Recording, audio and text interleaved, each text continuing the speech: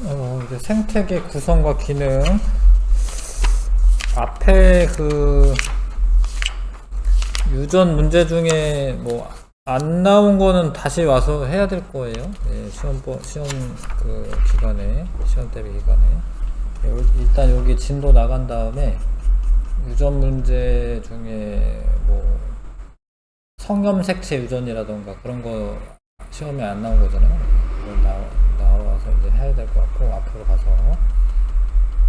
일단 여기는 그렇게 어렵진 않고 외우면서 하는 거기는 외우면서 하는 거예요. 생태계는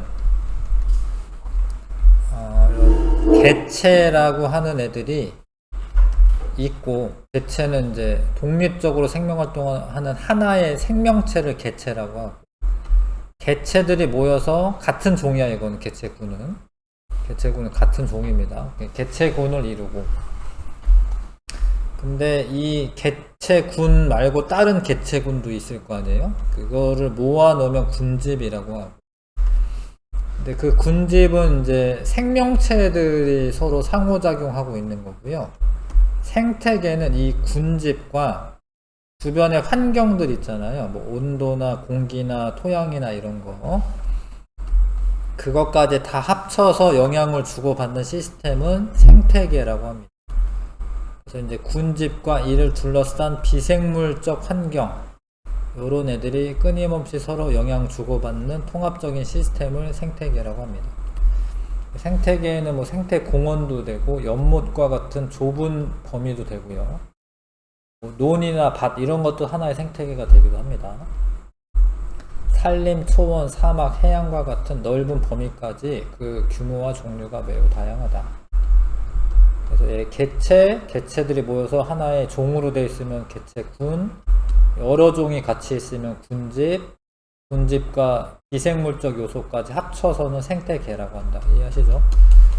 넘어가서 생태계를 구성하는 요소는 생물적인 요소와 생물적인 요인과 비생물적 요인으로 크게 나눌 수 있는데, 생물적인 요인은 생태계에서 담당하는 역할에 따라 또는 양분을 섭취하는 방법에 따라, 양분 얻는 방법에 따라 생산자, 소비자, 분해자 이렇게 구분할 수가 있고, 생산자는 광합성을 통해서 스스로 양분을 만들 수 있습니다. 무기물에서부터 유기물을 합성할 수 있는 생물로, 대표적으로 식물과, 이때 조류는 새를 말하는 건 아니고 뭐 미역이나 이런 거 조류라고 합니다.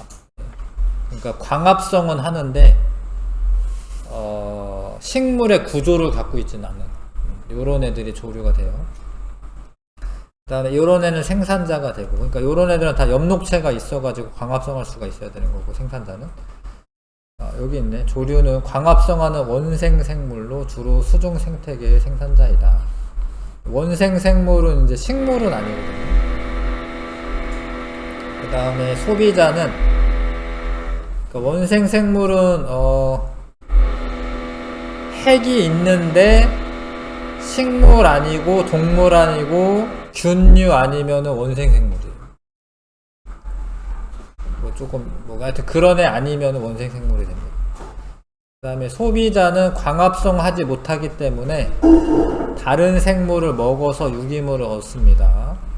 동물에 해당하고 먹이사슬의 위치에 따라 1차, 2차, 3차 소비자 등으로 구분할 수가 있다. 아무튼 다른 생물을 먹는 애들이 소비자. 분해자는 다른 생물의 사체나 배설물 속의 유기물을 무기물로 분해하면서 에너지를 얻습니다. 다음에 그래서 이제 비생물 환경으로 돌려보냅니다. 이런 이제 사체나 배설물 그런 거를. 분해자는 알고 보면 좀 착한 애들이지, 사실은. 이제 다른 애를 잡아먹는 애들은 아니고, 물론 걔네가 살다 보면은 이제 뭐 독성 물질이 나와서 뭐 병이 옮고 이럴 수는 있는데, 기본적으로 나쁜 애들은 아니에요. 얘네들은 이제 환경을 이제 되돌리는 그런 뭐 청소부 같은 애들이지. 그래서 하여튼 세균, 곰팡이, 버섯 등이 분해자에 속하고, 버섯은 식물이 아닙니다. 버섯은 식물이 아니에요. 균류라고 하는데, 아무튼 또 세균이 또 균류는 아니에요. 세균은 이제 원핵 생물인 거고, 구분이 복잡하긴 하지. 하여튼 요런 애들은 이제 생물적 요인이고, 비생물적 요인은 물, 공기, 햇빛, 온도, 토양 등 모든 무기 환경을 말한다. 그래서 생존과 생장에 필요한 물질과 에너지를 공급해주고 생활 터전을 제공해준다. 요런 애들은 생물적 요인, 요런 애들 비생물적 요인, 합쳐서는 생태계가 되는 거죠. 자, 그 다음에 요런 그림이 자주 나오는데, 근데 요런 용어는 알고 있으면 좋은데 요즘 책에서는 또 소개는 안 하는 것 같긴 해도 그냥 알고 있는 게 좋은데, 일단 화살표가 있잖아요. 요렇게 향하면은 비생물적 요인이 생물적 요인에게 영향을 주면은 요렇게 표현합니다. 근데 비생물적 요인이 생물적 요인에게 영향을 주면은 작용이라고 얘기해요. 거꾸로 생물적 요인이 비생물적 요인에게 영향을 주면은 반작용이라고 얘기합니다. 반작용. 이건 생태학적 용어야. 작용은 빛, 온도, 물, 공기 등이 비생물적 요인에게 영향을 주는 것을 말하고, 반작용은 생물적 요인이 비생물적 요인에게 영향을 주는 것을 말합니다. 근데 상호작용은 생물적 요인들끼리, 얘네들끼리 서로 영향을 주고 받으면 상호작용이라고 얘기해요. 그래서 이런 예들을 읽어 놓으셔야 되는데, 작용의 예는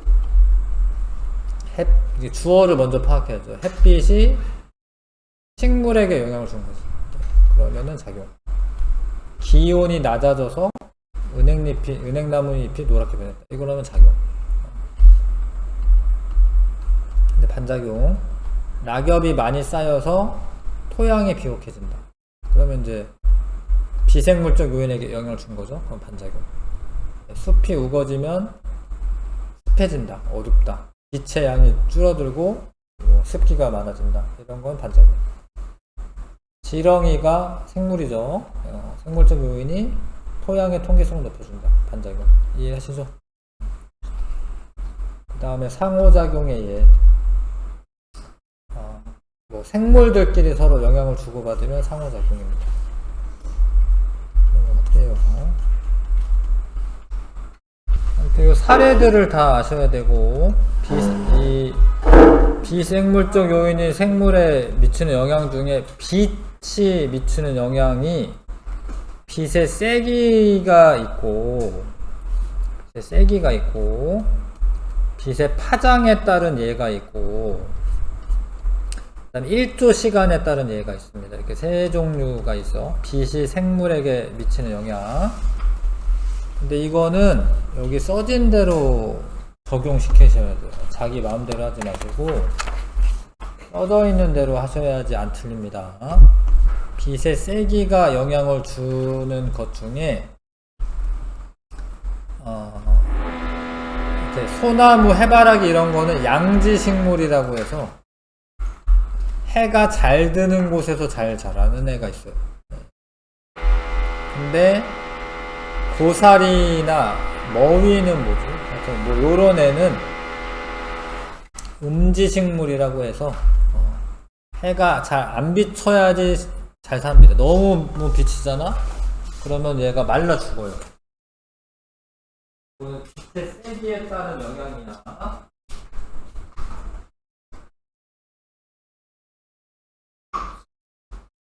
그래서 양지식물은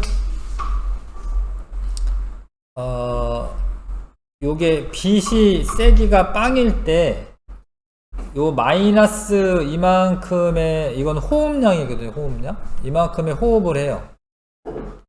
근데 음지식물은 요만큼만 호흡을 하면 돼. 에너지를 요만큼만 이제 이산화탄소가 배출되면 되는데, 빛의 세기가 세지다가 같아질 때가 있어요. 이거는 호흡량과 광합성량이 같은 거예요. 그 이후에 광합성량이 쭉 증가하다가 한 1250 마이크로몰 뭐 이런 세기네. 하여튼 요 세기가 될 때까지는 증가를 하는 거예요. 그래서 빛이 많이 비춰주면은 광합성량이 증가하는 건데, 음지식물은 요 정도까지만 빛이 세면 돼. 더 이상 빛이 세봤자 소용이 없어요. 그런 차이가 발생하는 것은 빛의 세기에 따른 빛이 세기가 달라서 달라지는 결과야. 달라서 생물들이 그렇게 적응한 거예요. 그런 예가 있고, 그 다음에 같은 식물이라 하더라도 햇빛이 많이 비추는 곳에서는 이 광합성을 많이 해서 잎이 두꺼워지고, 그리고 울타리 조직이라고 하는 게 많아져요. 양엽에서는. 응엽은 울타리 조직이 얇습니다. 그래서 요런 거는 뭐야? 빛의 세기에 따라서 달라진 거야. 빛의 세기가 영향을 준 겁니다. 양지식물, 음지식물의 예나 아니면 양엽이나 응엽의 예는 빛의 세기에 따라서 달라진 거예요. 여기 보면 한 식물체에서도 빛을 많이 받고 자란 양엽은 음엽보다 두껍다. 빛의 세기가 세면은 광합성도 많이 하고 잎도 두꺼워진다. 그 다음에 요거는 이제 파장에 따라서, 빛의 파장에 따라서 청색광, 황색광, 적색광, 요게 파장이죠. 지금 660나노미터 이게 파장입니다. 파장. 파장이 다른데 얘네가 도달하는 깊이가 달라져요. 청색광은 깊은 곳까지도 빛이 도달할 수 있어요. 그런데 홍조류라고 하는 애들은 청색광을 광합성하는 데 사용해요. 그래서 홍조류는 이 깊은 곳까지도 청색광이 도달하니까 이렇게 서식할 수가 있고, 갈조류는 황색광을 사용하는데 황색광은 한 40m 깊이까지만 도달해요. 근데 갈조류는 이렇게 존재하고요. 녹조류는 적색광을 사용하는데 적색광은 여기까지밖에 도달 못해요. 뭐 김이나 이런 애들은, 김은 홍조류구나. 녹조류, 파래 뭐 이런 애들은 깊이가 한 20m 깊이까지밖에 자라지 않아. 그래서 요거는 빛의 파장이 영향을 준 겁니다. 빛의 파장이 해조류의 서식 깊이를 영향을 준 겁니다. 그 다음에 1조시간. 1조시간은 햇빛이 비추는 시간을 말하는 건데, 동물의 번식 시기나 아니면 이제 꽃이 피는 시기에 영향을 줍니다. 그래서 1조시간이 긴 봄이나 여름에 개화하는 애들을 장일식물이라고 하는데, 장일식물은 양배추, 시금치 아니면 뭐 보통 꽃들, 뭐 벚꽃이나 장미꽃이나 뭐 라일락이나 이런 애들은 장일식물이고, 국화나 독고말이나 아니면은 뭐 코스모스 뭐 이런 거 있죠. 이런 거는 단일식물이라고 해서 1조시간이 짧은 가을에 개화를 합니다. 그 다음에 종달새, 닭 이런 애들은 1조시간이 길어지는 봄이나 이럴 때 알을 낳고, 송어나 노루 이런 애들은 1조시간이 짧아지는 가을에 번식을 합니다. 그래서 이제 번식 시기가 1조시간 때문에 달라지는 거예요. 그것도 알아두시고, 좀 더 디테일하게는 1조시간에 영향을 주는 거는 맞는데, 엄밀하게 따지자면은 밤의 지속 시간이 중요한 거예요.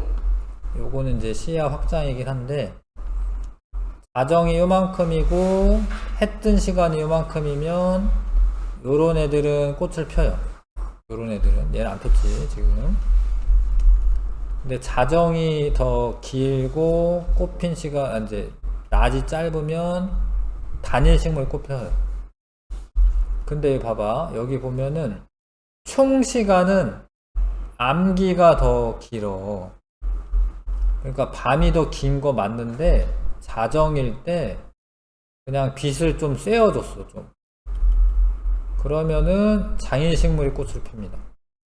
그러니까 밤의 지속 시간이 결정하는 거야, 원래는. 이거는 약간 좀 더 심한 개념이에요, 이거는. 그래서 암기가 길어도 중간에 빛을 비춰주면 장일식물이 꽃을 피고 단일식물은 꽃을 피지 않는다.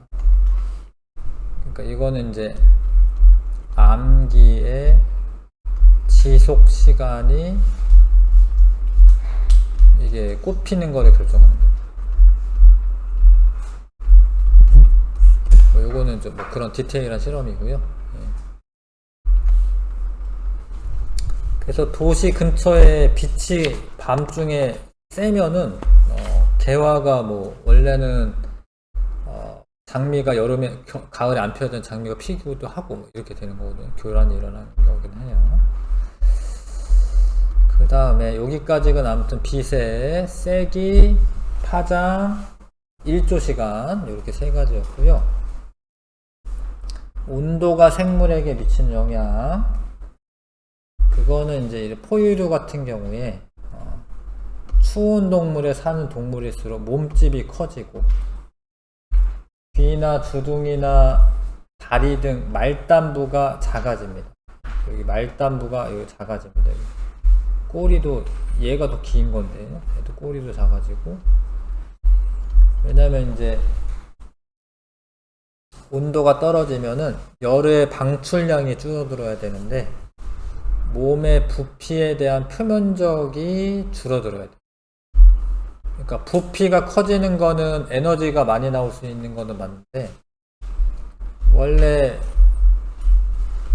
길이 비에 부피 비는 세제곱비고 표면적 비는 제곱비잖아요. 그러니까 등치가 크면은 부피는 많이 증가하고 표면적은 조금 증가하거든요. 그러면은 열 방출이 적어지니까 등치가 큰 게 유리한 거예요. 그리고 사막여우는 이제 말단부가 이렇게 크고 여기 이제 실핏줄도 많아서 열이 방출이 잘 됩니다. 그 다음에 덩치도 작아야 돼요. 이런 거는 온도에 영향을 받은 거다. 그 다음에 이 호랑나비 중에 봄에는 온도가 낮죠. 온도가 낮을 때 그 번데기가 아니라 애벌레 시절에 온도가 낮으면 물질 대사가 덜 활발해 가지고 나비가 그렇게 크지가 않아요. 근데 여름철 나비는 크고 색깔도 진합니다. 이런 거는 온도에 영향을 주는 거예요. 번데기 시절에 맞나요? 번데기 시절의 기온이 낮으면은 크기가 작고 색깔이 연하고, 이건 온도에 영향을 받는 겁니다. 그 다음에 온대지방의 화력수는 추워지면은 단풍이 들어서 낙엽이 진다. 근데 이거는 수분 손실을 막는다라고 되어 있는데, 이거를 물의 영향이다라고 하면 안 돼. 그냥 이건 온도 영향이라고 해주세요. 이게 수분 손실을 막으려고 낙엽이 떨어지는 이유 맞는데, 그냥 책에 나온 대로 동백나무나 사철나무 이런 애들은 온도가 낮아져도 세포 내에 있는 녹말이 포도당으로 분해시키면서 삼척을 높여가지고 잘 얼지 않을 수 있는데, 화력수는 이제 낙엽이 떨어지는 이유가 온도에 따라서 그런 거다. 온도에 영향을 받는 거다. 그 다음에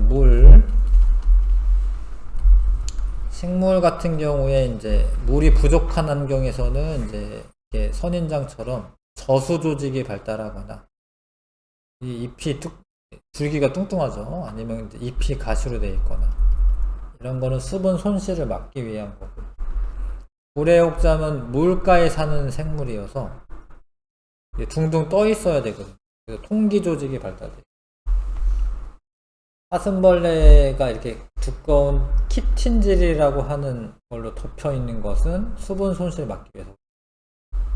뱀도 비늘로 덮여 있는 거는 수분 손실 막기 위한 거고, 그 다음에 알 같은 거 낳으면 껍데기가 딱딱한 껍데기로 덮여 있는 거, 이런 거는 수분 손실 막기 위해서 알이 딱딱하게 덮여 있는 거고, 그 다음에 토양과 생물,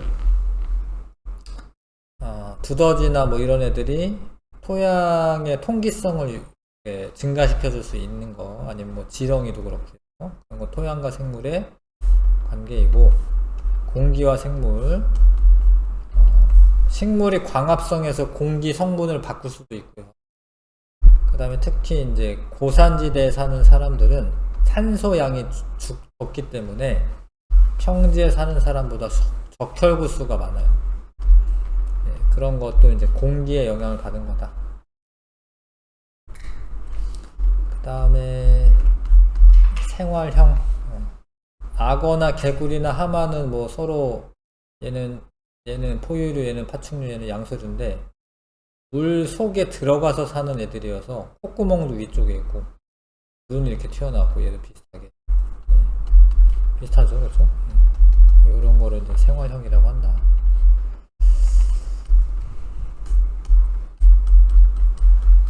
그래서 정리하게 좀 채워보시고, 같은 지역에 생활하는 같은 종의 개체로 이루어진 무리는 개체군, 같은 지역에 생활하는 모든 개체군의 집합은 군집, 생태계는 군집과 환경, 비생물 환경이 서로 영향을 주고받는 시스템이고, 광합성하여 무기물로 유기물을 합성하는 생물은 생산자, 다른 생물을 먹어서 유기물을 얻는 생물은 소비자, 분해자는 다른 생물의 사체나 배설물 등을 분해하는 거죠. 그 다음에 비생물적 요인이 생물적 요인에게 영향을 주면은 작용이라고 하고, 생물적 요인이 비생물적 요인에게 영향을 주면은 반작용이라고 하고, 생물들끼리는 상호작용이라고 하고. 이세세기 양지식물은 음지식물보다 보상점과 광포화점이 높고, 양엽은 음엽보다 울타리 조직이 발달하여 두껍다. 빛의 파장에 영향을 받아서 적색광이 주로 이용한 녹조류가 얕은 바다에 분포하고, 깊은 바다에서 청색광을 이용하는 홍조류가 많이 분포한다. 일조시간이 긴 봄과 초여름에 개화하는 애들을 장일식물이라고 하고, 단일식물은 일조시간이 짧은 가을에 개화한다. 북극여우는 사막여우보다 몸집이 크고 말단부가 짧다.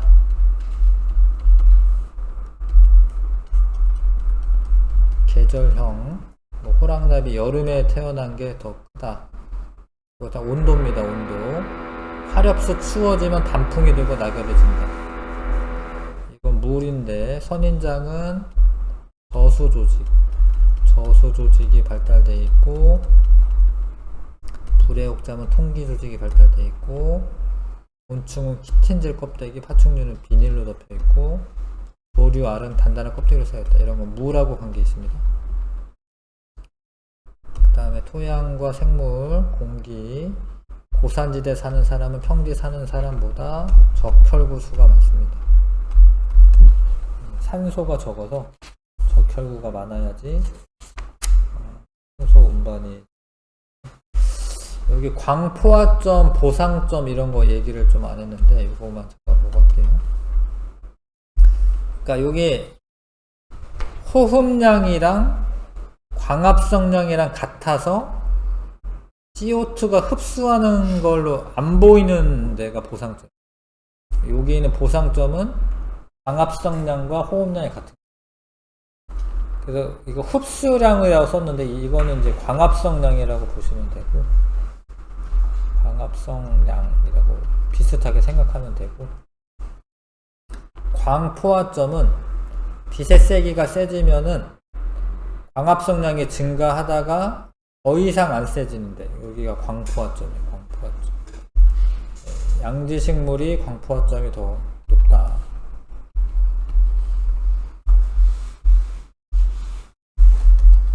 그래서 1번부터 6번까지 한번 풀어봐 주시고, 기본 문제.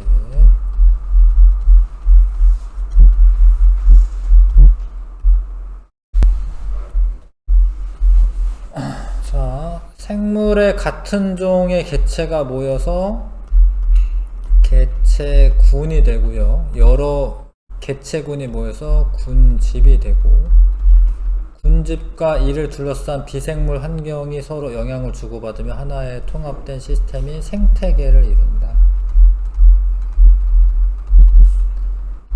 그 다음에 다른 동물을 섭취해서 유기물을 얻는 애는 소비자고, 광합성하여 무기물로 유기물을 합성하는 애는 생산자고, 생물의 사체나 배설물을 유기물을 무기물로 분해하는 애들은 분해자고,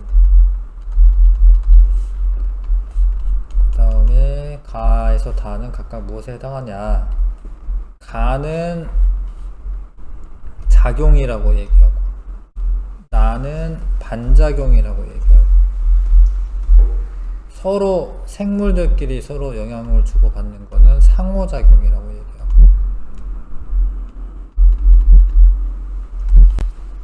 가에 해당하는 거, 이거 토끼가 털갈이를 하는 거는 온도가 낮아져서 털갈이 하는 거예요. 일조량 감소해서 광합성량 감소할 수 있죠. 식물의 광합성으로, 이거는 이제 반작용입니다. 이거. 지렁이가, 이 주어가 지렁이죠. 그러면 이것도 반작용이야. 그 다음에 기억은 이게 보상점이라고 얘기하고요. 요거는 광포화점이라고 얘기합니다. 빛의 세기가 더 강한 곳에서 잘 사는 식물은 A입니다. A가 양지식물, 이름도 쓰라고 그랬구나. A고 양지식물.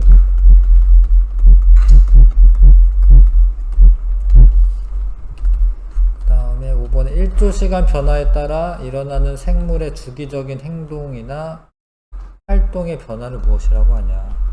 이거는 얘기 안 했네. 이거는 이제 광주기성이라고 해요. 광주기성이라고 얘기합니다. 거기에 보면은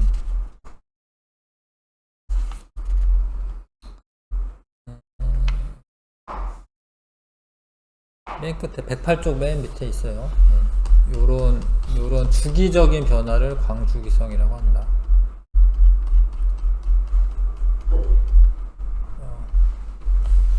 생물의 주기적인 활동의 변화를 광주기성이라고 한다. 그러니까 뭐 사람은 뭐 어느 때건 생식을 할 수 있는데, 동물들은 이제 생식하에서 이제 자식 낳을 때가 정해져 있는 거죠.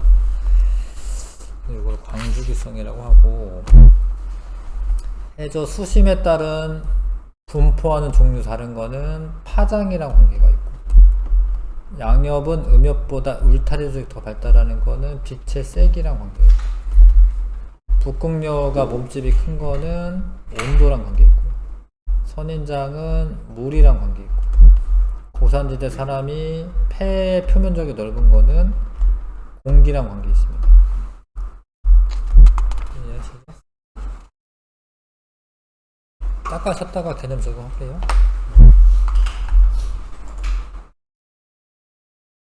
좀 설명 들으면서 해주시고, 생태계 비생물적 요인과 생물적 요인의 관계인데, 화살표 방향이 이렇게 되면은 이제 비생물적 요인이 생물적 요인에게 영향을 주는 건데, 이런 걸 작용이라고 하는 거고, 생물적 요인이 비생물적 요인에 영향을 주면 반작용이라고 해요. 가는 무기물로 유기물을 합성할 수 있다. 지금 가는 유기물의 이동을 보면은 얘가 뭔가 이렇게 공급을 해주고 있지, 그쵸? 그러니까 얘가 생산자입니다, 생산자. 여기서 여기로 이동한다 이 소리잖아. 얘가 분해자가 되는 거고, 얘가 소비자가 되는 거고, 소비자 죽으면 얘가 분해할 거 아닙니까? 그래서 무기물을 유기물로 합성하는 애는 광합성하는 애인데, 그러면 이제 나가 되겠죠. 다가 아니라. 이해하죠? 그 다음에 토양에 사는 세균은 비생물적 요인에 포함한다. 아니죠. 세균은 생물적 분해자입니다. 분해자. 생물적 요인이고, 지으류는 이끼 같은 거예요. 근데 그런 애들이 암석을 풍화시킬 수 있거든요. 이게 암석에 지으류가 붙어가지고 산성 물질을 내보내가지고 암석을 부식시켜가지고 풍화시켜요. 그거는 반작용에 해당합니다. 반작용. 니은에 해당합니다. 이해하시죠? 2번. 그 다음에 선인장 잎이 가시로 변한 것은 작용에 해당합니다. 물이 적은 환경에서 그런 이제 진화 과정에서 이제 가시로 변한 거죠. 생물 군집에는 생산자, 소비자, 분해자가 모두 포함되어 있다. 맞죠? 여름에 바다에 적조 현상이 나타나는 것은 온도가 높고 유기물이 많고 이러면은 이제 적조는 적색 조류야. 그러니까 플랑크톤인데 얘가 갑자기 많아지는 거는 비생물적 요인의 영향을 받은 거죠. 이거는 가야가. 얘가 온도가 올라가고 유기물이 많고 이러면 이제 얘네들이 많이 번식을 한 건데 가에 해당하는 거죠. 온도가 올라가서 그렇죠. 온도가 올라가서. 그 다음에 3번에 요런 그림을 이해하셔야 되고, 요런 거는 보상점이라고 하는 부분이긴 해요. 근데 광포화점은 여기가 광포화점, 나의 광포화점은 여기고 가의 광포화점은 여기죠. 가는 나보다 광포화점이 높다. 맞고요. 빛의 세기가 A와 B 사이에서 지속되면 가는 죽고, A와 B 사이라고 되어 있구나. 그러면은 가는 죽습니다. 왜 죽냐면 빛이 너무 약해가지고 보상점보다도 약해요.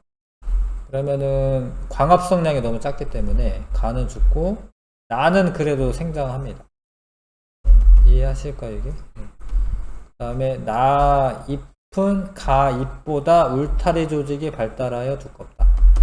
빛의 세기가 가가 센 거니까 가가 이제 빛의 세기에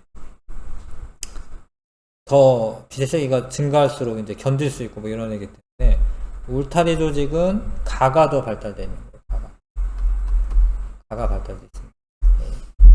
양지 식물이 울타리 더 잎이 두꺼운 겁니다. 음지 식물은 잎이 얇고요. 그 다음에 이건 이제 파장에 따라서 도달하는 깊이가 다르기 때문에 해조류가 분포하는 정도가 다른 건데, 녹색 조류는 적색광이 여기까지 들어오잖아요. 적색광을 주로 사용해요. 녹색광을 주로 이용하는 게 아니에요. 녹색을 이용 안 해가지고 반사시키니까 녹색으로 보이는 거예요. 적색을 사용하니까. 틀렸고, 홍조류는 적색광을 가장 잘 흡수하는 게 아니에요. 홍조류는 청색을 흡수하고 나머지를 반사하니까 그 적색으로 보이는 거죠. 홍조류로 보이는 거죠. 김이나 이런 것들인데. 반대고요. 수심에 따른 해조류의 분포의 차이는 수심에 따라 투과되는 빛의 파장과 양이 다르기 때문이다. 이게 맞는 이야기고요. 3번. 그 다음에 5번에 이제 요거는 이제 이 실험을 잘 보셔야 되는데, 원래 붓꽃이 그 장일식물입니다. 장일식물은 여름이나 봄에 낮의 길이가 더 길 때 피는 애요. 근데 국화지, 지금 국화거든요. 얘는 단일식물이고, 얘는 이제 봄에 안 펴요. 그 다음에 이것도 이해가. 그쵸? 얘는 밤에 더 길 때 피는 거. 근데 이거는 잘 이해가 안 가요. 왜냐면 밤의 길이가 더 길어. 근데 중요한 게 이 실험을 알아낸 게 밤의 지속 시간이 중요하다는 거예요. 그러니까 밤이 더 긴 거는 맞는데 중간에 한번 빛을 이렇게 쏘여주잖아. 그러면은 식물들은 밤의 지속 시간이 짧기 때문에 요 장일 식물이 개화를 합니다. 그래서 이제 도시 근처에 뭐 불빛이 강한데 그런데 뭐 장미 같은 거 가을에도 막 피고 이러거든요. 그래서 이제 이 밤의 지속 시간이 더 중요하다 이런 거에 대한 실험이고, A는 주로 일조 시간이 짧은 가을에 개화하는 건 아니고요. 이거는 외워야 되네요. 독고마리는 단일식물에 해당합니다. 독고마리나 국화나 아니면 코스모스 이런 애들은 단일식물이고, B는 지속된 암기가 임계 암기보다 짧으면 개화한다가 아니라 지속된 암기가 길어야지 임계 암기보다 길어야지 개화하는 겁니다. 임계 암기는 12시간이나 되어 있는데 하여튼 12시간 이상은 지속이 돼야지 개화를 하는 거예요. 이해하실까요 이거? 그래서 2번 고르시면 되고요. 그래서 이제 말단 부위가 짧은 애들이 열 방출량을 줄이기 위한 거니까 얘가 추운 데 사는 거고, 추운 데 사는 애가 몸집이 큽니다. 가는 나보다 몸집이 크다. 에버랜드 같은 데 가보면 얘 진짜 조그맣더라고요. 사막여우가 요만하던데? 엄청 조그매 그냥. 나는 다보다 몸의 말단부가 작아. 열을 잘 방출한다 아니에요. 몸의 말단부가 작으면 열 방출이 덜한 겁니다. 이건 틀렸고요. 여우의 귀 크기에 영향을 미치는 요인은 온도이다. 온도죠. 기억되고요. 4번. 네? 네. 아직 기억 안 하는 건 이해했거든요. 네네. 네. A는 밤의 지속 시간이 짧으니까. 얘도 이제 밤의 지속 시간이 짧으니까 그게 중요한 거예요. 그러니까 전체적인 낮의 시간보다 밤의 지속 시간이 짧으니까 개화하는 거예요. 그거는 얘의 특징이야. 밤의 지속 시간이 짧으면 개화한다는. 전체적인 낮 시간이 중요한 게 아니라.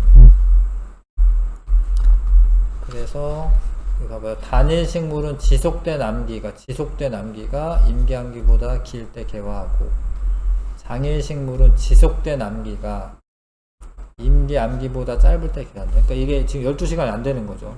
어두운데 중간중간 그 임계 암기 네. 뭐 어느 정도 시간은 있겠지. 뭐 잠깐은 아닐 것 같은데, 그러니까 어느 정도 시간은 있을 텐데 개화한다라는 거예요. 끝났네. 여기까지 하시고 넘어가서 개체군. 요런 거는 대부분 외워야 돼. 이 사례를 외우셔야 돼요. 그래서 이거는 이제 책 잘 읽으시고 책에 있는 내용대로 하셔야 되는 거예요. 자, 개체군의 어떤 특징을 알아볼 때, 어떤 개체군의 특성들인데, 개체군의 크기는 개체군의 밀도로 나타낸다. 개체군 밀도는 일정 공간에 서식하는 개체군의 개체수를 말하며, 개체군이 서식하는 공간의 단위 면적당 개체수를 나타낸다. 개체군 밀도는 면적분의 개체수, 밀도로 나타낸다. 밀도가 크면은 이제 개체군의 크기가 크다 이렇게 표현하면 되는데, 밀도에 영향을 주는 요인은 출생이나 이입은 뭐 이사 오는 거긴 하죠. 이입으로 인한 증가나 사망이나 이출, 이제 어디 이사 가는 거죠. 감소가 있는데, 이입과 이출보다 출생과 사망의 영향을 더 크게 받는다. 뭐 얘네들은 뭐 사람과 같이 막 이사 잘 안 다녀서 그렇겠지. 읽어주시고, 출생률과 사망률은 빛, 온도 및 등의 비생물적 요인과 질병, 포식 등의 생물적 요인에 따라 달라지므로 개체군의 밀도는 이들의 영향을 받는다.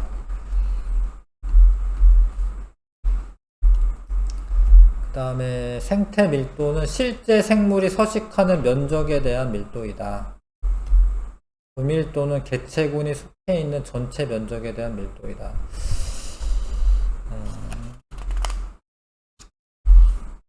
그렇고 이건 그렇고 넘어갈게요. 그래서 이런 거를 이제 해석을 하는 건데, 개체군의 생장 곡선, 개체군을 이루고 있는 개체 수가 증가하는 것을 개체군의 생장이라고 한다. 개체 수가 증가하면 생장한다라고 얘기해요.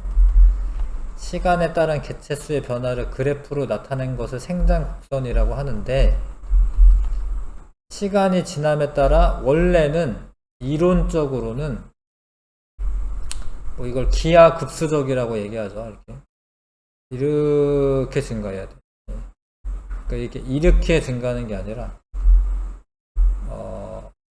지수함수적으로 증가해야 돼. 이렇게. 원래는 그냥 아주 좋은 환경에서 생활하면, 그러니까 나중에 엄청 폭발적으로 증가해야 돼. 근데 이게 이제 J자형이라고 하는 거지. J자. 기하급수적으로 증가하여 J자 모양의 생장 곡선을 나타냅니다. 그러니까 아주 이상적인 환경 조건에서는. 그러면은 뭐 자식 낳고 이러다 보면 엄청 많이 발달을 하는 거죠. 한 명이 2명 낳고, 2명이 또 2명 낳고, 또 2명 낳고 이러면은 엄청 많이 증가하겠죠. 그래야 되는데, 실제 자연 환경에서는 개체군의 생장 초기에는 기하급수적으로 증가하다가 이렇게 J자처럼 증가하다가 나중에 환경 저항에 부딪혀서, 왜냐하면 이제 공간도 부족하고 먹이도 부족하고 그 다음에 뭐 배설물 같은 거, 노폐물 이런 것도 축적이 되면은 더 이상 증가 못 하거든요. 그래서 이렇게 일정해져요. 그래서 요거는 이제 S자형이라고 합니다. 이렇게 S자형. 그래서 개체군의 개체수가 증가할수록 먹이가 부족하고 생활 공간이 부족해지고 노폐물이 축적이 되고 개체 간의 경쟁, 질병 등 이런 거 다 통틀어서 환경 저항이라고 해요. 환경 저항에 부딪혀서 개체군의 생장을 억제하기 때문에 이렇게 됩니다. 그래서 여기까지만 애들이 생장할 수 있다. 요거를 환경 수용력이라고 하고, 그 다음에 요 차이, 원래는 이만큼 애들이 지금 뭐 환경 저항에 해당하는, 환경 저항 때문에 요만큼까지밖에 생장을 못한다. 이해하시죠? 그 다음에 이제 환경 수용력은 실제 생장 곡선에서 개체 수가 더 이상 증가하지 않고 일정해지는 한계선을 한계 수용력이라고 한다. 이만큼 여기를 한계 수용력이라고 한다. 환경 수용력이라고 한다. 환경 수용력은 한 서식지에서 유지할 수 있는 개체군의 최대 개체 수를 말합니다. 환경 수용력. 그 다음에 개체군의 생존 곡선. 이거는 개체 수가 증가하는 걸 나타내는 그래프고, 개체군의 생존 곡선은 처음에 한 1000마리가 있었어요. 근데 시간이 지날수록 초반에 이거는 이제 생존하는 개체 수가 줄어든 거는 많이 죽어서 그렇죠. 그러니까 사명인 애들은 초반에 많이 나와서 많이 죽어. 그래서 몇몇 개체들만 자기 연령 다 채우는 거예요. 뭐 요런 애들은 이제 물고기나 굴이나 어패류는 뭐 조개 뭐 이런 애들. 그 다음에 곤충 이런 거는 많이 낳아. 일단 물고기 막 알을 뭐 수천 마리를 뿌려. 근데 그 중에 한 마리 뭐 니모 이런 애 하나 살아남고 이러는 거예요. 그러니까 초반에 많이 죽는 게 사명. 근데 일형은 대부분 잘 살아서 자기 수명을 많이 채우고 죽어요. 사람이나 코끼리 등 대형 포유류. 포유류는 자기 뱃속에서 애를 좀 키워서 내보내잖아. 그리고 이제 성인이 될 때까지 막 보살펴 주잖아요. 그렇죠? 그래서 그리고 애들을 많이 낳는 것도 아니고. 예. 코끼리 한 마리 낳을 것 같은데, 코끼리. 원래 사람은 이제 한 마리 낳는 거고, 사람도.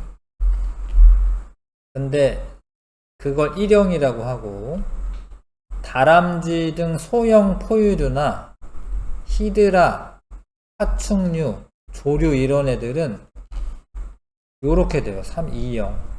그러니까 얘네는 살면서 이렇게 힘이 있고 막 이런 애들은 아니니까 계속 꾸준히 어디 잡아먹히거나 죽거나 이러는 거예요. 살다가. 예, 꾸준히 이렇게 좀 꾸준히 죽는 거예요. 이해하시죠? 예, 그래서 사망률이 봐봐요. 예. 일형인 애들은 상대 연령 100%에 가까울 때까지 그래도 사망률이 증가하지 않다가 좀 나이 많이 들면 사망률이 증가하겠지? 예. 근데 E형은 어릴 적이나 나이 들어서나 비슷한 거. 예. 3형은 초반에 많이 죽고 나중에는 죽게 하겠죠. 죽는데 이제 몇몇만 살아남는 거지. 이해하시죠? 근데 여기서 이제 시험 문제 많이 틀리는 게 이건데, 봐봐요. 여기까지가 1000이야, 1000. 여기까지가 700 이런 게 아니라 여기가 100이에요, 얘가. 요 눈금이. 여기가 10이야. 이거에 관한 문제가 좀 나오는데, 이게, 얘가, 여기서 여기까지가 한 900마리 죽는 거예요. 여기서 여기까지는 한 90마리 죽는 거고, 여기서 여기까지 한 10마리 죽는 거예요. 요거 좀 보셔야 돼요. 요 숫자. 나중에 요거 때문에 틀리는 경우가 있거든요. 그래서 아무튼 1형은 사람과 같은 거고, 2형은 소형 포유류 아니면 조류, 예, 파충류 이런 애들. 3형은 이제 알 많이 나는 애들. 어류나 어패류나 곤충류들 이렇게 되는 겁니다. 넘어가서 연령 분포와 피라미드. 발전형은 요 애들이 많아서 나중에 이 집단이 많아지겠죠. 이런 거 발전형. 안정형은 비슷한 거예요. 이렇게. 이러면 이제 유지가 되는 거지. 어느 정도. 안정형, 종형이고 안정형. 쇠퇴형은 생식전 연령이 너무 작은 거예요. 나중에는 얘네가 이렇게 될 거 아니에요. 이 집단은 더 쇠퇴가 되겠죠. 우리나라 이런 식이 되고. 우리나라 연령 피라미드는 2000년대 이후로 쇠퇴형으로 바뀌었다. 인구가 줄어들 것으로 예상된다. 다음에 개체군의 주기적 변동. 계절에 따라서 이 돌말이라고 하는 단세포 조류를 연구를 한 거야, 이거는. 이런 연구를 한 사람이 있었던 거죠. 돌말의 개체수 연구. 이 돌말은 밀물과 바닷물에 널리 분포하는 단세포 조류이다. 광합성을 하며 세포 분열로 번식합니다. 그래서 겨울에는 돌말 개체수가 별로 많지가 않은 이유가 수온이 너무 낮아서 그래요. 빛의 세기도 좀 낮기도 한데, 근데 영양염류는 많잖아요. 영양분은 많아. 겨울에 수온이 낮아서 개체수가 적다가 봄이 되면 수온이 어딨나? 수온이 올라가죠? 그러면 얘네가 많아지면서 먹이를 많이 먹으니까 얘는 감소해요. 그래서 봄에 돌말 개체수가 확 증가해. 근데 봄이 되면은 수온도 높고 빛의 세기도 높고 광합성 해야 되니까 빛의 세기가 높은 게 좋잖아요. 그런데 영양염류가 너무 적기 때문에 갑자기 급감을 합니다. 여기 급감하는 이유가 영양염류가 감소해서 그런 거고, 여름철에 어느 정도 유지가 되다가 가을에 영양염류들이 이제 이렇게 많아지면 가을에 좀 증가했다가 영양염류가 아무리 많아도 온도가 떨어져서 추우면 얘네가 생명활동을 잘 못하니까 이런 변화가 생깁니다. 그래서 요때 수온이 올라가서 돌말 개체수가 증가한 것이고, 여름에는 감소하는 이유가 영양염수 감소 때문에 그런 거다. 그거를 1년 주기로 이제 이런 변동이 일어납니다. 호수나 이런 데 서식하는 돌말이. 이거를 이제 해석을 해주시면 되는 거예요. 이게 왜 이렇게 되는지. 그 다음에 피식과 포식 관계의 주기적인 변동.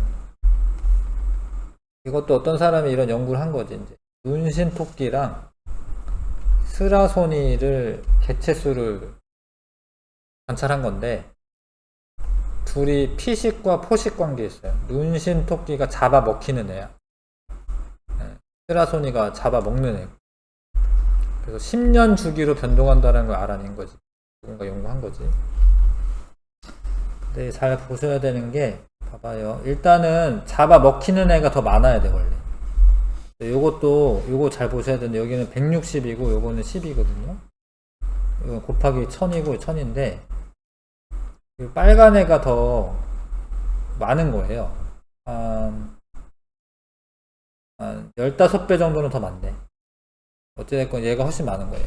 그래서 피식자가 먼저 움직이는 거예요. 그러니까 눈신토끼가 많아지면 먹잇감이 많아졌으니까 스라소니가 많아지는 거예요. 근데 스라소니가 많아지다 보면은 눈신토끼를 많이 잡아먹겠지? 얘가 줄어들겠지? 얘가 줄어들면은 얘가 줄어드는 거예요. 얘가 줄어들면은 근데 얘는 이제 많이 살아남겠지. 그래서 요렇게 늘어났다 줄어들었다 하는 게 한 10년 주기로 변동이 있더라. 요런 걸 알아냈다. 요거는 피식과 포식 관계입니다. 그 다음에 개체군 내 상호작용.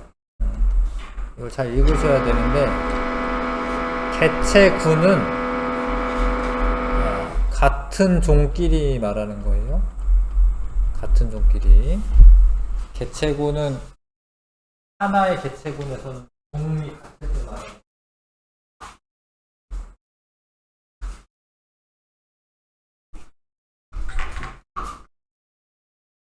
거예요. 같은 종끼리도 서로 경쟁해야 하거든요.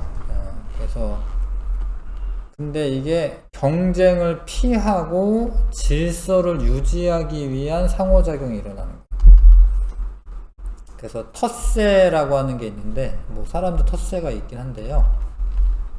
자기네들끼리 구역을 침범하면은 좀 이렇게 공격하는 거예요. 침범 안 하면 냅둬. 그래서 자기 생활 구역을 확보하여 다른 개체가 접근하는 거를 막아. 여기는 들어오지 마, 이렇게. 그게 이제 은어도 그런 일을 하고요. 까치도 그렇고, 물개도 그렇습니다. 그래서 침범만 안 하면은 이제 안 싸워. 불필요한 경쟁이나 싸움을 피하는 데 효과가 있다. 그리고 개체를 분산시켜서 개체군 밀도를 조절한다. 버들, 붕어, 은어, 까치, 물개, 얼룩말 등이 그런 텃세가 있습니다. 뭐 다른 애들도 많지. 뭐 고양이나 뭐 이런 애들도 그렇고. 자, 근데 이런 것도 있구나. 공동 생활구역이라는 거. 은어가 요 은어 여기 살고 여기 살고 여기 살고 이걸 관찰을 했다는 게 신기하긴 하다. 어느 냇가에 가서 사람이 은어를 보고 있는 거야. 이 은어 여기 사네. 이 은어 여기 사네. 어쩔 땐 여기서 같이 뭘 하네. 막 이런 걸 본 거죠. 은어 텃세를 이용해 미끼를 은어로 낚는데 이와 같은 낚시법을 놀림 낚시한다. 놀림 낚시에서 미끼 은어를 침입자로 인식한 은어가 미끼 은어를 몰아내기 위해 몸을 부딪혀가 낚시하는 걸렸구나.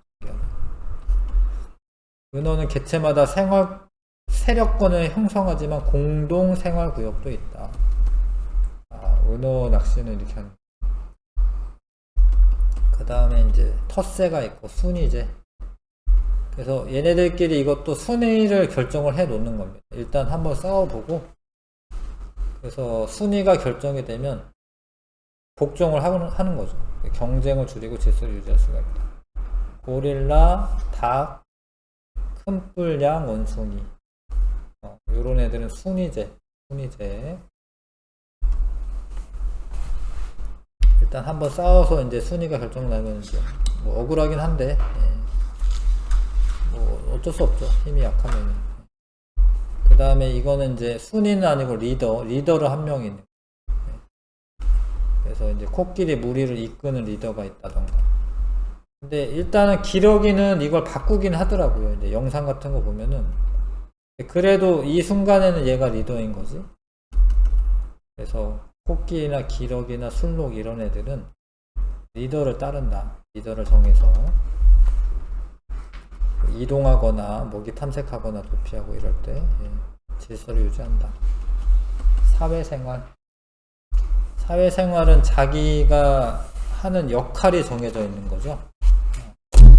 그래서 꿀벌이나 뭐 이런 애들은, 여왕벌은 애 낳는 역할이고, 일벌들은 이제 뭐 여러 가지 일을 하죠. 그 다음에 뭐 역할을 하죠. 여왕개미도 엄청 크네. 여왕개미도 평생 알만 낳는. 좋지는 않을 것 같아요. 평생 알만 낳는. 개미나 꿀벌 이런 애들은 사회생활을 한다. 그 다음에 가족생활. 이거는 이제 혈연관계. 얘네들도 어찌 보면 혈연관계이긴 하겠지만, 하여튼 얘네들은 사회생활이 이제 어떤 역할이 이제 분담이 되어 있는 상황이고, 가족생활은 이제 혈연관계에 있는 개체들 무리가 함께 새끼를 돌보거나 먹이를 사냥하는 것이다. 어린 개체를 효과적으로 키울 수 있어서 개체군 유지를 하는데 도움이 된다. 사자나 코요테, 하이에나, 제비 이런 애들. 제비도 사회생활을 하는, 가족생활을 하는구나. 신기하다. 이런 것들은 알아두고, 두더지는 사회생활이다. 한 300마리 단위로 산다. 여왕이 있네. 두더지. 여기 얘가 여왕.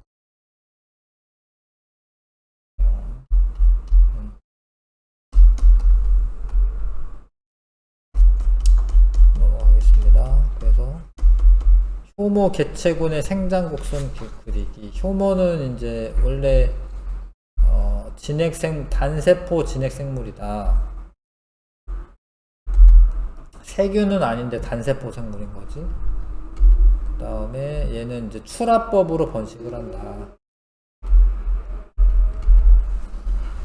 그래서 가와 나는 배양 초기에 개체수가 급격하게 증가하다가 점차 둔화되어서 더 이상 증가하지 않는 S자 모형의 생장곡선을 이루었다. 그렇네. 이렇게 S자. 근데 나는 가보다 개체수가 적게 증가하여 최대 개체수가 적다. 근데 뭐 어떤 실험을 했겠지 지금? 포도당 농도가 다르구나. 가는 포도당 농도가 1이고 나는 0.5네요. 그러면 이제 얘가 먹이가 더 적은 거죠. 그런데 이거는 온도를 증가시켰구나. 온도를 이제 적다가 이제 증가시켰구나. 이런 차이가 있네. 그래서 나가 환경 저항이 컸던 거죠. 그래서 환경 수용력이 적은 거죠. 그래서 환경 수용력이 적게 된 거고요. 환경 저항은 큰 거고, 그 다음에 단은 좀 느리게 증가하다가 8시간 지났을 때부터 빠르게 증가했는데, 이거는 이제 온도가 변화됐기 때문에. 그래서 이를 통해 온도가 개체군의 생장에 영향을 미치는 환경 저항으로 작용했음을 알 수 있습니다. 온도가 높았으면 더 가처럼 됐을 텐데, 이해하시죠? 왜냐면 이제 포도당의 농도는 똑같거든요. 가랑 나가. 온도가 낮은 게 환경 저항에 해당했다. 그런 걸 알 수 있는 실험이다. 1번, 2번 한번 해보시고.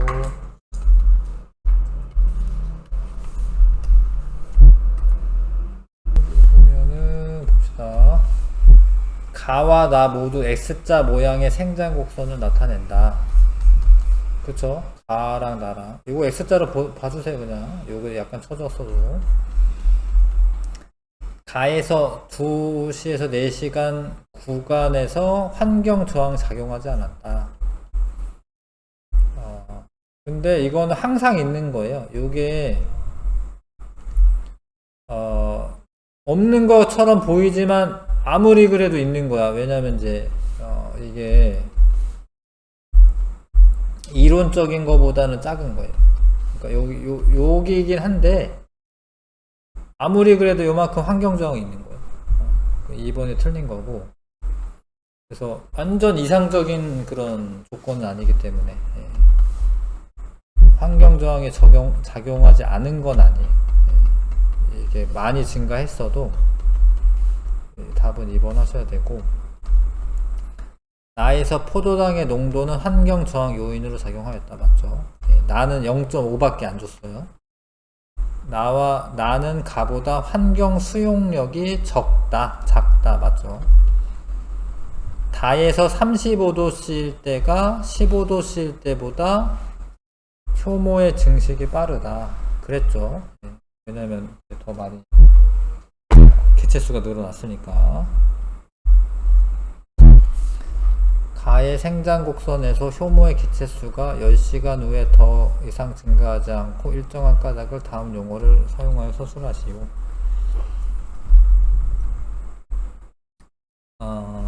효모의 개체수가 증가함에 따라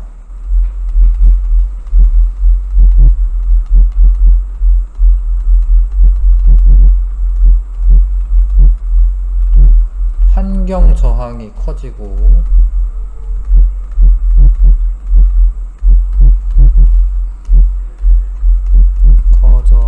출생률은 낮아지고 사망률은 높아졌기 때문이다. 출생률은 낮아지고 사망률이 증가하여 이게 같아진 거죠. 10시간 이후에는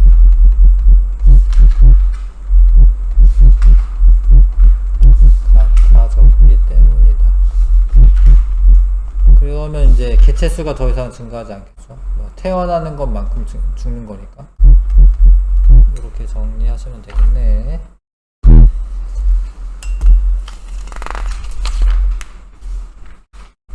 집중 분석에 보시면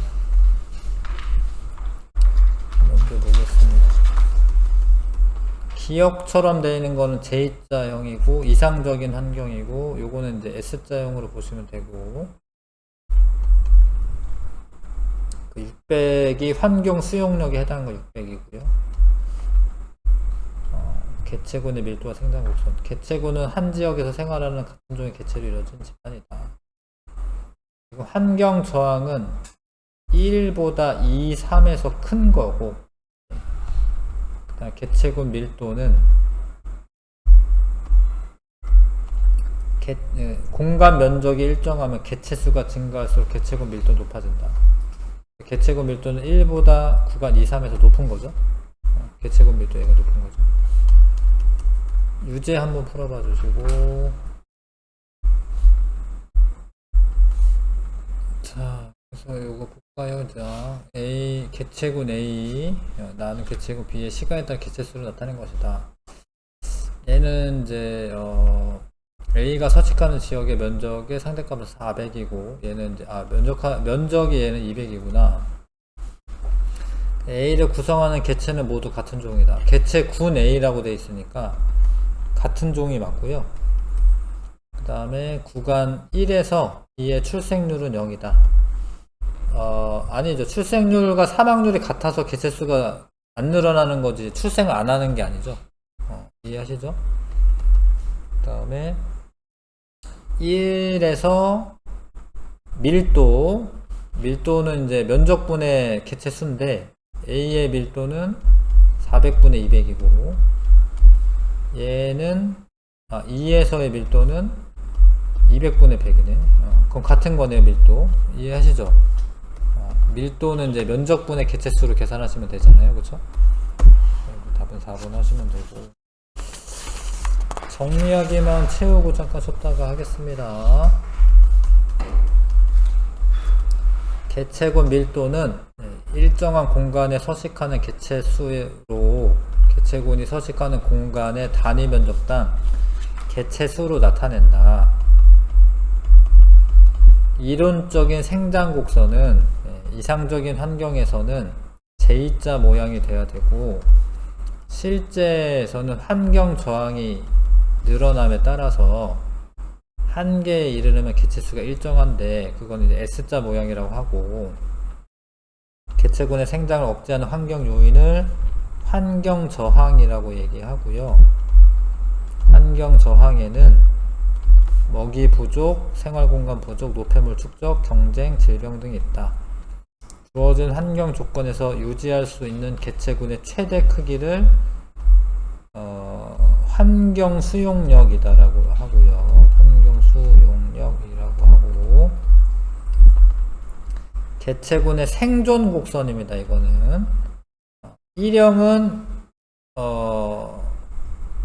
적게 낳고 이제 아무튼 오랫동안 살다가 죽고 자기 수명 다 채우고, 일형 어릴 때 사망률이 작아요. 낮다. 사망률이 낮고 생리적인 수명을 다하고 죽는다. 사람, 코끼리, 대형 포유류. 이형은 전체 연령대에서 대체로 사망률이 일정하다. 다람쥐, 뭐 조류. 어릴 때 사망률이 높고 생존한 개체들이 생장하면은 사망률이 점차 감소한다. 어패류. 돌말 개체군의 크기는 계절에 따른 영양염류의 양, 빛의 세기, 수온 등 환경 요인의 변화로 인해 1년을 주기로 변동한다. 문신토끼와 스라소니 개체군은 피식과 포식 관계라고 합니다. 피식과 포식 관계에 의해 10년을 주기로 변동한다.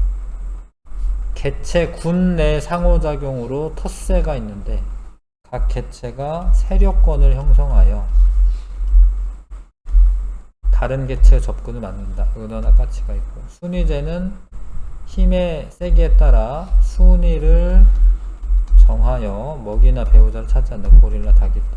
리더제는 한 개체가 리더가 되어 개체군의 행동을 지휘하고 질서를 유지한다. 코끼리, 기러기. 사회생활은 각 개체가 역할을 분업화하여 이들이 협력하로 전체 개체군을 유지한다. 개미, 꿀벌. 가족생활, 혈연관계 개체들이 무리를 이루고 함께 새끼를 돌보거나 먹이를 사냥한다. 사자, 코요테. 잠깐 쉬었다가 10분 쉬었다가 문제 풀어볼게요.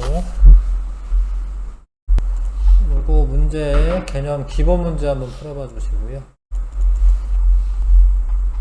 몇 문제 안 되죠? 11문제는 되는 건데, 기본 문제 한번 풀어보겠습니다.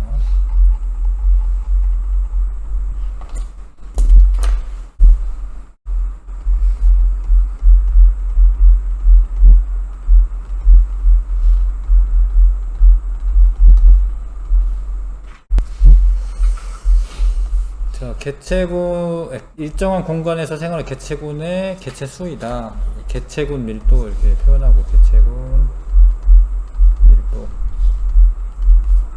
개체군에서 개체수가 증가를 억제하는 환경 요인을 환경 저항이라고 하고, 개체군에서 동시에 태어난 개체들의 상대 연령별 생존 개체수의 비율을 그래프로 그린 것을, 여기 이제 생존, 요거 말하는 건데, 생존 곡선이라고 합니다. 용어들 아셔야 되고, 개체군 밀도는 면적분의 개체수죠. 개체수. 개체군을 구성하는 개체수 이렇게 쓰면 되는데, 개체수 쓰면 되고, 개체군의 생장 곡선인데, 실제 생장 곡선에 해당하는 건 B고, 기억을 환경 수용력이라고 얘기합니다. 환경 수용력. 환경 저항에 해당하는 거 먹이 부족 되고요. 천적 증가 뭐 이런 거 되고 생활 공간 부족, 노폐물 증가죠. 감소가 아니라 노폐물이 증가하게 됩니다. 기역, 니을, 리을. 그 생존 곡선인데 사람이나 코끼리는 일형에 해당하고 일형은 한 번 출생한 자손의 수는 적지만 어릴 때 부모의 보호를 받아 생물의 개체군 받는 생물 개체군에서 나타난다. 맞죠? 이형은 전체 연령대에서 사망률이 비교적 일정하게 나타난다. 이거 맞죠? 사명은 어린 개체 사망률이 높죠. 되게 틀렸고요. 그 다음에 각각 어떤 유형이냐. 가는 발전형이고 이거는 나는 안정형이고 이거는 쇠퇴형입니다. 쇠퇴형이고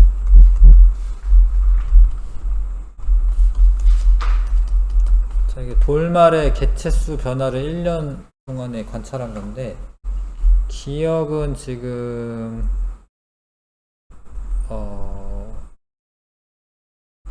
겨울에 높다가 낮아지는 거는 영양염료죠. 영양염료고 니은은 수온이니까 이게 빛이겠네. 남은 게 빛의 세기.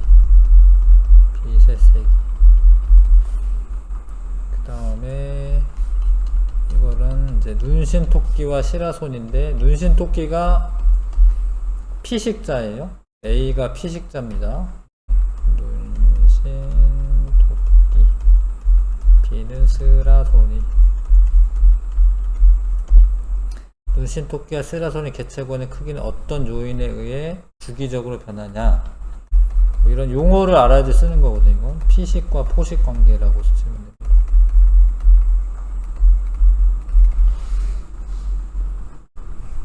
피식과 포식 쓰면 되고 그 다음에 요거는 이제 은어가 자기 텃세를 지금 텃세라고 해요. 이거를 자기 그 구역을 지키고 있는 세력권을 지키고 있는 거를 텃세라고 합니다. 그 다음에 개체군 내 개체 간 상호작용에 대한 거 개체 간 경쟁을 피하고 질서를 유지하기 위한 것이다. 맞고요. 순위제와 사회생활은 모두 개체군 내 상호작용에 해당한다. 개체군의 개체수가 감소하면 개체 간의 상호작용이 일어나지 않는다. 그렇지 않죠. 감소해도 일어나긴 하지 아무리 뭐 적어질 수는 있겠죠. 상호작용 뭐 일어납니다. X 그리고 기억 니은 우두머리가 되어 개체군을 이끈다. 리더제 역할을 분담하고 협력하고 생활한다. 이거는 이제 사회생활 그런 용어들을 아셔야 됩니다. 자, 힘의 세기에 따라 순위를 정한다. 순위제 혈연관계 개체들이 함께 이제 새끼도 돌보고 사냥도 한다. 그런 거는 이제 가족 생활이라고 얘기합니다.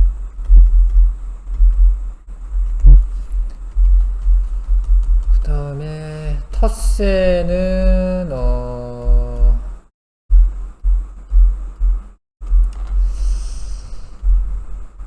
승급타자 리더 순위제가 닭이었고 물개 텃세에 있었던 것 같고 개미는 사회생활이고 사자는 가족생활하고 꿀벌은 사회생활하고 기러기는 리더제고 코끼리도 리더제고 큰 뿔량 이런 거는 뭐게 큰 뿔량 순위제 같다. 네. 얼룩말 텃세인가? 여기 맞네요. 얼룩말이 텃세네. 이게 맞아요. 이렇게 풀어주시고 개념 적용 문제도 한번 해보시고요. 이게 어렵지 않거든요. 네.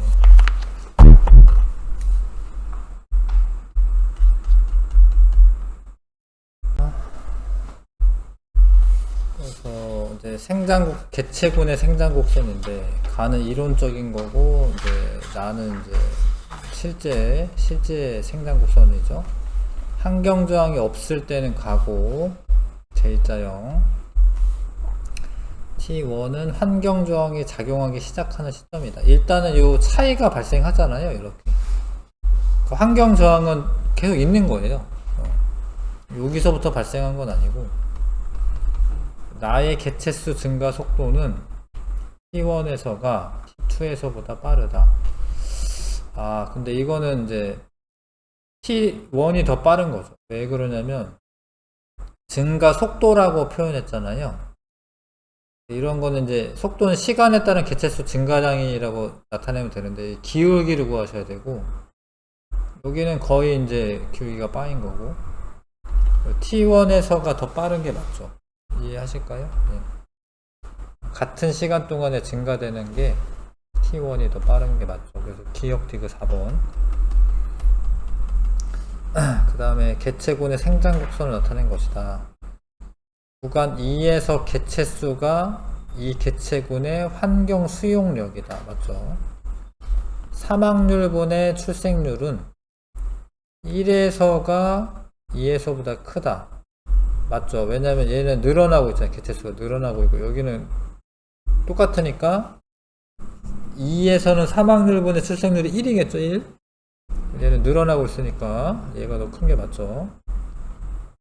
단위 시간당 개체수 증가율을 1에서가 더 큰 거죠. 이건 얘는 이만큼 증가인데 얘는 증가하는 게 없는데 그래서 1에서가 더 큰 거니까 D가 틀렸죠. 그래서 3번 고르시면 되고 그 다음에 3번에 생존 개체수 그 다음에 사망률 곡선이다. 매칭하면 되는데 사망률이 처음에 나이가 어렸을 때 적다가 나중에 나이 많아서 많아지는 게 C가 지금 디귿에 해당할 거고 사망률이 거의 일정한 게 이제 B가 니은에 해당할 거고 초반에 많이 죽는 게 기억에 해당하겠죠. A는 많은 수의 알을 낳는 물고기 개체군에서 주로 나타난다. 맞죠. B는 아니죠. C가 사람 코끼리. C의 사망률 곡선은 디귿이다. 맞네. 기억 디귿. 그 다음에 기억 개체군에서 나타나는 생존 곡선 유형은 3형이다. 생물 기억은 우레대요. 연령대가 이랬을 때 사망하는 개체수가 100명. 요 사이에서 200. 요 사이에서 점점 늘어나네. 사망 개체수.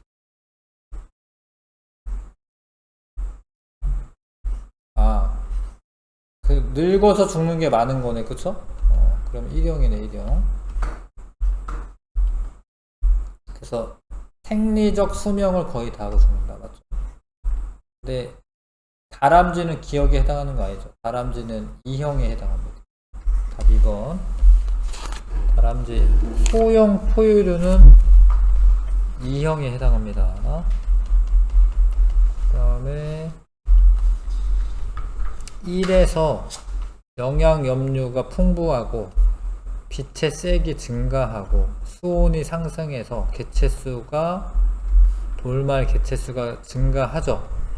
1에서 2에서 영양 염류가 풍부하지만 빛의 세기와 수온의 하강으로 돌말 개체수는 감소한다. 이게 맞죠?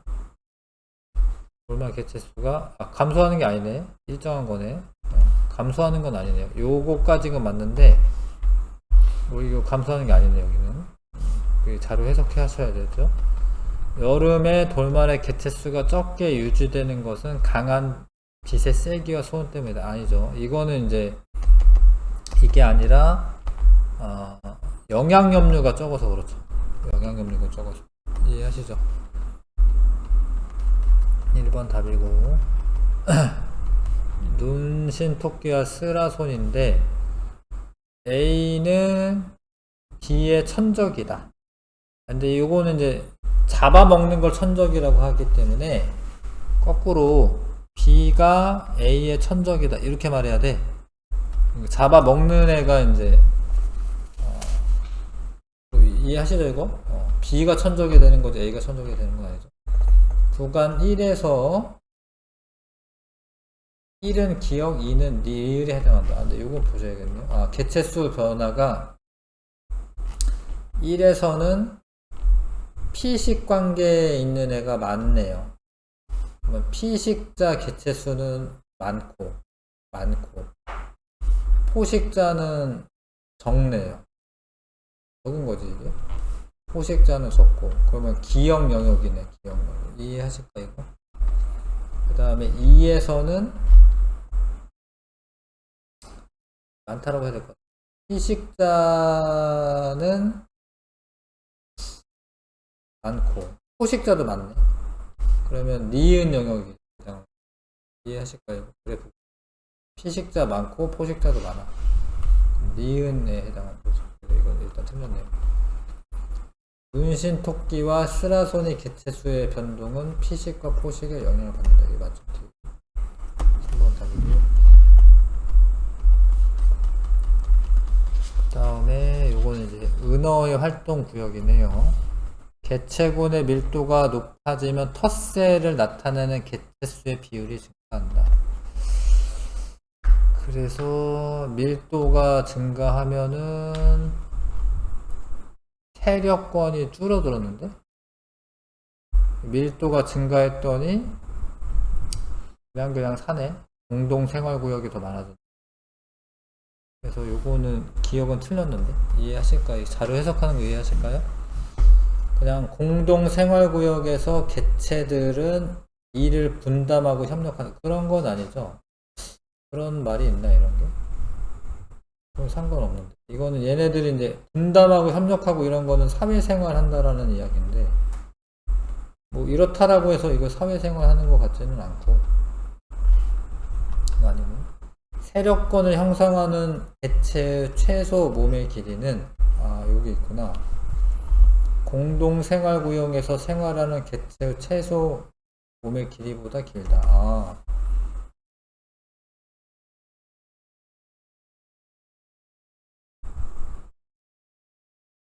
그러긴 한데 이게 어떻게 해야 되나? 몸의 길이가 세력권에 있는 애가 여기는 더 많은 게 확실히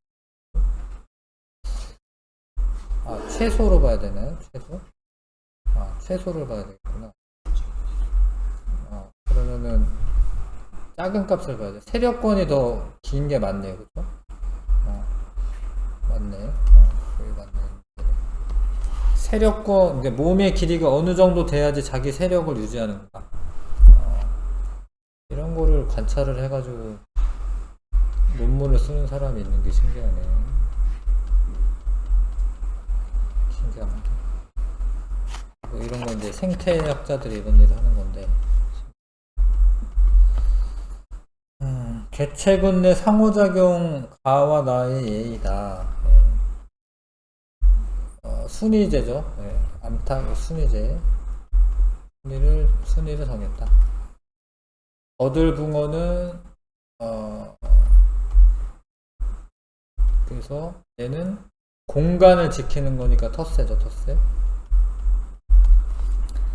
가는 초원 얼룩말 개체. 얼룩말 개체는 아까 텃새가 됐었는데 텃새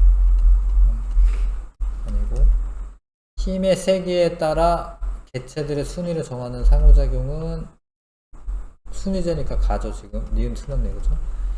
가와 나 모두 개체군 내에 개체 간의 불필요한 경쟁을 피하기 위해서이다. 그쵸? 그러니까 자기네들끼리 웬만하면 싸우지 말자. 순위 정해가지고. 여기까지 하겠습니다. 아무튼 빨리 진도는 좀 빨리 나가고 다시 돌아와서